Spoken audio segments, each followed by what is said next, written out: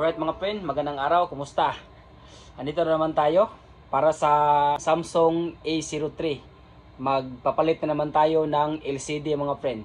So, anong nangyari sa LCD niya mga friend? Ayan, kung titingnan nyo mga friend, bumubuka na siya mga friend, as in tanggal na talaga siya. So, napapansin ko mga friend, dito sa flex niya dito, parang may kunting hiwa mga friend. Parang napunit siguro to. Napunit, so ibig sabihin, wala na siyang display mga friend. So okay pa naman itong LCD niya. Ang problema lang, nung nahulog daw, bumuka itong LCD. Tapos nawala na ng display.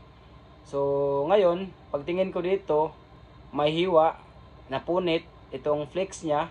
So malamang ito yung sanhi ng pagkawala ng display mga friend. So na-try ko na tong buksan, i-on, pero magbabibrate lang siya. So try natin palitan ng bagong LCD at titingnan natin mamaya kung anong mangyayari. Tara! So,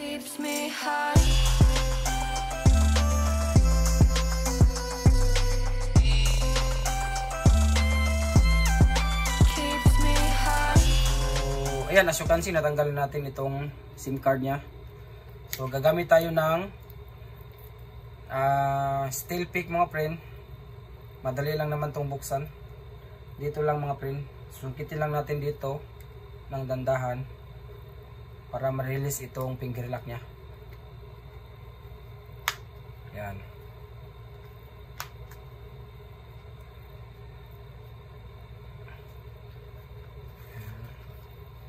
So paikot siya, paikot. Yan.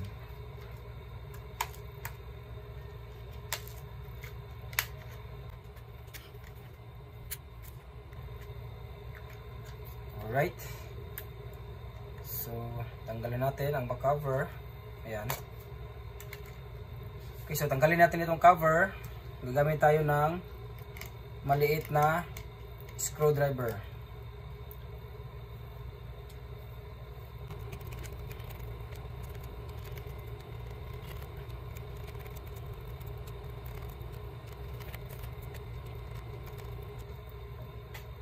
Alright.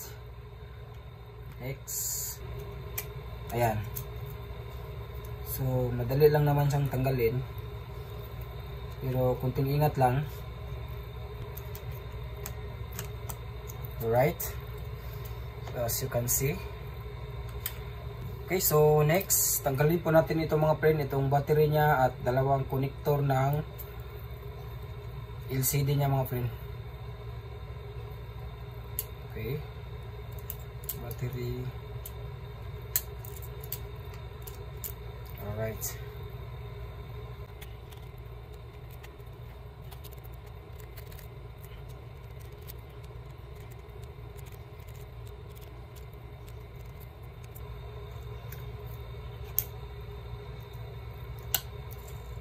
Alright. Ayan, so may isa pa ditong connector mga friend ng LCD niya. So kailangan din natin tong i-disconnect. Ayan. Tatlo kasi ang connection ng LCD niya mga friend. Dalawa dito sa taas at isa dito sa baba mga friend.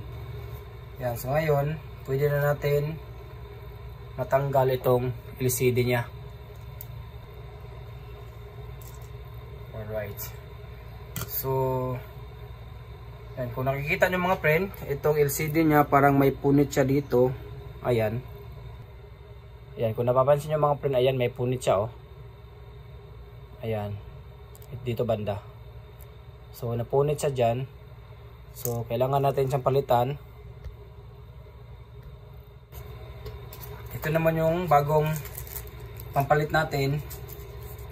May kasama pang tempered glass mga friend, ayan.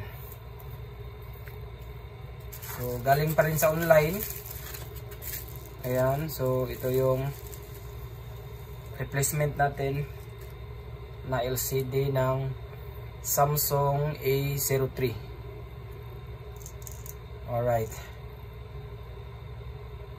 Try muna natin mga friend. Huwag muna natin tagalin itong mga plastic cover nya.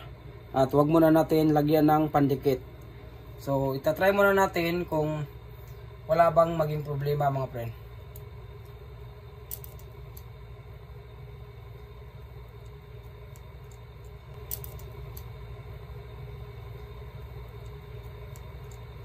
Ayan.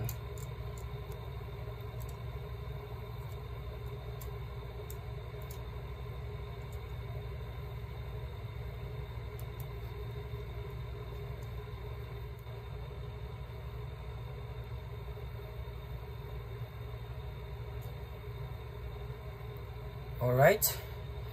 So as you can see mga friend, nag-display na itong Samsung Galaxy.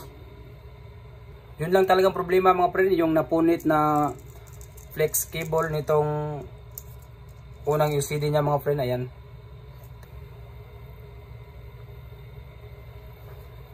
Okay. So as you can see, makinis siya mga friend. So walang problema.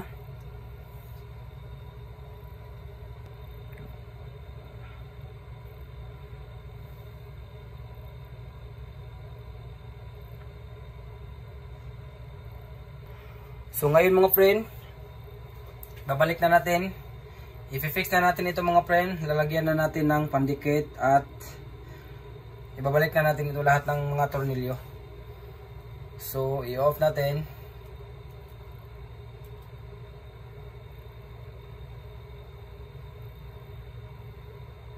Ngayon, lalagyan na natin ng pandikit mga friend.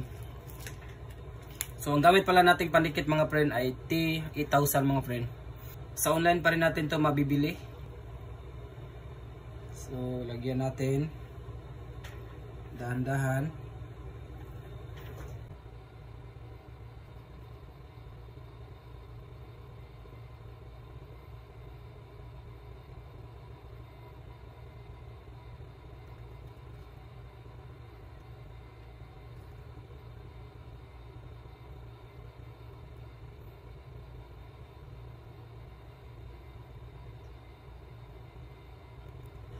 Simulan na natin ilagay itong bagong LCD natin mga friend.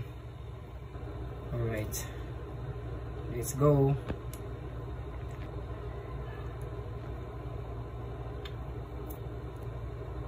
So as you can see, napwesto na natin ng maayos.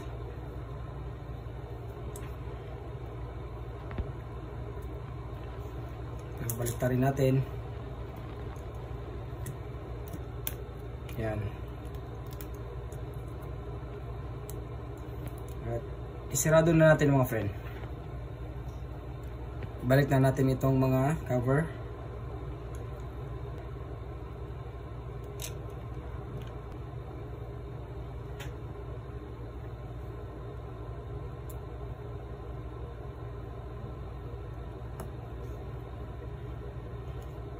Ayan. So, ibalik na natin mga friend itong mismong back cover niya mga friend.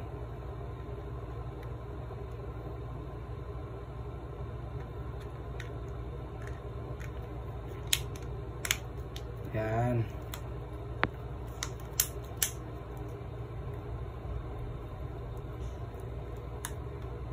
Alright.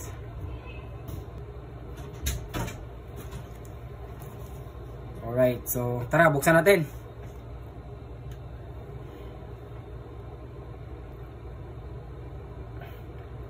Alright, so as you can see, maayos na ang ating Samsung Galaxy A03. So bagong LCD na po ang lumang Samsung A03 mga friend. So salamat mga friend, sana po ay nakatulong ito sa inyo. Sana po ay meron kayong nakuha kahit konting idea dito sa ating vlog. At huwag nyo pong kalimutan mag-subscribe kung hindi ka pa po nakapag-subscribe sa ating channel. At pinutin na rin ang notification bell para maging updated kayo sa sunod nating mga uploads. Alright, so this is Gmax Events Page 1, the Lazy Vlogger. Keeps me high.